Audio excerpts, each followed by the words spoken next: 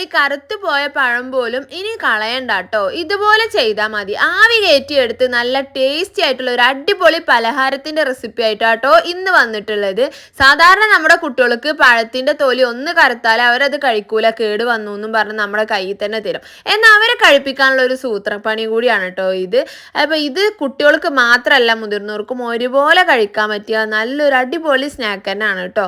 അതിന് വേണ്ടി ഞാൻ ഇവിടെ ഒരു നേന്ത്രപ്പഴം എടുത്തിട്ട് ഒന്ന് മിക്സിയിൽ അരച്ചെടുത്തിട്ടുണ്ട് കേട്ടോ. വെള്ളം ചേർക്കാണ്ട് അരക്കാൻ പറ്റുകയാണെങ്കിൽ ചേർക്കാൻ. ഞാനൊരു ഇച്ചിരി വെള്ളം ഒഴിച്ച് നല്ല അരച്ചെടുത്തിട്ടുണ്ട്. ഇനി ഇവിടെ ഞാനൊരു നോൺ സ്റ്റിക്കിൻ്റെ പാൻ എടുത്തിട്ടുള്ളത്. അതിലോട്ട് ഒരു സ്പൂൺ നെയ്യ് ഒഴിച്ചിട്ട് ഈ ഒരു നെയ്യിലോട്ട് നമ്മൾ അരച്ച് വെച്ചിട്ടുള്ള പഴത്തിൻ്റെ കൂട്ട് ഒഴിച്ചു കൊടുക്കുക. എന്നിട്ട് നമുക്കിത് അതിലൊന്ന് മിക്സ് ചെയ്തെടുക്കുക. ഇതിലധികം വെള്ളമൊന്നും ഇല്ലാത്തതുകൊണ്ട് തന്നെ പെട്ടെന്നത് വറ്റാൻ തുടങ്ങും. ഇതുപോലെ ഒരു ക്രീം പരുവത്തിൽ വറ്റി വരുന്ന സമയത്ത് നമുക്കതിലോട്ട് ഒരു നുള്ള് ഉപ്പ് ചേർത്ത് കൊടുക്കാം. ആ ഒരു ടേസ്റ്റ് ബാലൻസ് ചെയ്യാൻ വേണ്ടി മാത്രമാണ് കേട്ടോ ഉപ്പ് ചേർക്കുന്നത്. അത് അധികം ആവുകയും ചെയ്യരുത്. അത് ചേർത്ത് നല്ലോണം ഒന്ന് മിക്സ് ചെയ്ത് കൊടുക്കുക. പിന്നെ നമുക്ക് ഇതിലോട്ട് നല്ലൊരു ഫ്ലേവറിന് വേണ്ടത് ഏലക്കായാണ്. അപ്പോൾ ഏലക്കായ ഞാൻ ഒരെണ്ണം എടുത്ത് ഒന്ന് പൊളിച്ചിട്ടുണ്ട് കേട്ടോ. അപ്പോൾ അത് ചേർത്ത് കൊടുത്ത് നല്ലോണം ഒന്ന് മിക്സ് ചെയ്ത് കൊടുക്കുക. ഇനി ഇതിലോട്ട് മധുരത്തിന് ആവശ്യമായിട്ട് ഞാൻ ശർക്കരയാണ് കേട്ടോ ചേർത്ത് കൊടുക്കുന്നത്. ശർക്കര ഇതുപോലെ വലുതൊരെണ്ണത്തിന്റെ പകുതിയാണ് എടുത്തിട്ടുള്ളത്. ഇതൊരിച്ചിരി വെള്ളത്തിൽ ഒന്ന് അലിയിപ്പിച്ച് ഇതുപോലെ ലായനി ഉണ്ടാക്കിയിട്ട് നമുക്ക് അതിലോട്ട് ഒഴിച്ചു കൊടുക്കാം. ശർക്കരപ്പാനി ഒഴിച്ചു കൊടുക്കുക. അപ്പോൾ ഇതിന് പകരം നിങ്ങൾക്ക് പഞ്ചസാരയും ആഡ് ചെയ്ത് കൊടുക്കാം. എന്തായാലും ഇത് ഞാൻ ചേർത്ത് നല്ലോണം ഒന്ന് ഇളക്കി കൊടുക്കുന്നുണ്ട്. വെള്ളം അധികം ഇല്ലാതെ വേണം നമ്മൾ പാനി ഇടാൻ, കാരണം നമ്മൾ അത്രയും വറ്റിച്ചെടുക്കണം.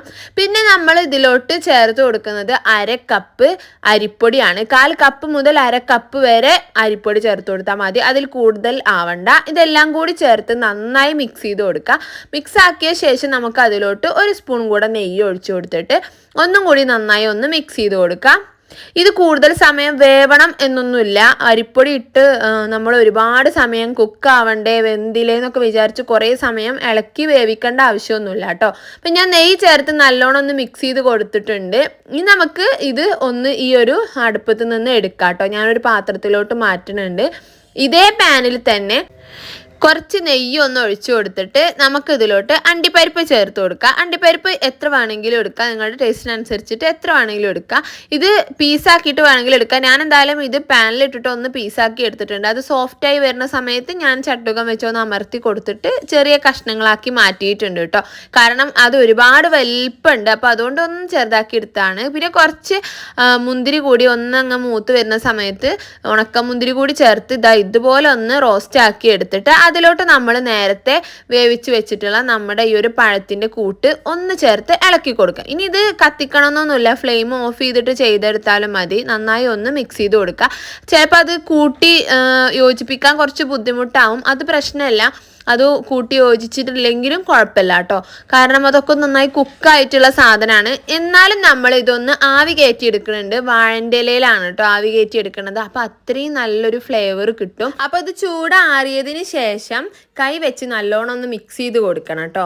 എല്ലായിടത്തേക്കും ആവുന്ന രീതിയിലൊന്ന് മിക്സ് ചെയ്ത് കൊടുത്ത് ഞാനിവിടെ 2 പാർട്ടാക്കി മാറ്റിയിട്ടുണ്ട്. എന്നിട്ട് അതിലൊരു പാർട്ട് ഇതുപോലെ കയ്യിലിട്ട് ഒന്നങ്ങ് ഉരുട്ടി കൊടുക്കുന്നുണ്ട് കേട്ടോ.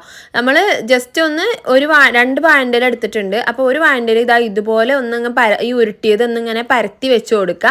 എന്നിട്ട് 2 സൈഡും ഒന്നിങ്ങനെ കൂട്ടിയിട്ട് ജസ്റ്റ് ഇങ്ങനെ ആ വാഴൻ്റെ ഇലയിൽ ഒന്ന് പ്രസ് ചെയ്ത് കൊടുത്തിട്ടുണ്ട് കേട്ടോ. പരത്തി എടുത്തിട്ടുണ്ട്. ആ വാഴൻ്റെ ഇലയിൽ പ്രസ് ചെയ്ത് പരത്തി എടുത്തിട്ടുണ്ട്. എന്നിട്ട് ഇത് ഒന്ന് ഒരു 5 മിനിറ്റ് ഒന്ന് ആവി കയറ്റി എടുക്കുക. അപ്പോൾ ഇതുപോലെ നല്ല അടിപൊളിയായിട്ട് കിട്ടിയിട്ടുണ്ടാവും. ഈ രീതിക്കാണ് നമുക്ക് കിട്ടിയിട്ടുള്ളത്. അപ്പോൾ ഇത്രയേ ഉള്ളൂ. സിമ്പിളായിട്ട് ഉണ്ടാക്കാൻ പറ്റുന്ന നല്ല ടേസ്റ്റി ആയിട്ടുള്ള അടിപൊളി പലഹാരമാണ് കേട്ടോ. എല്ലാവരും ഒന്ന് ട്രൈ ചെയ്ത് നോക്കുക. നല്ല സോഫ്റ്റാണ്. ഉണ്ടാക്കി നോക്കിയിട്ട് ഇഷ്ടമാവുകയാണെങ്കിൽ നമ്മുടെ പേജ് ഒന്ന് ഫോളോ ചെയ്യണേ. താങ്ക്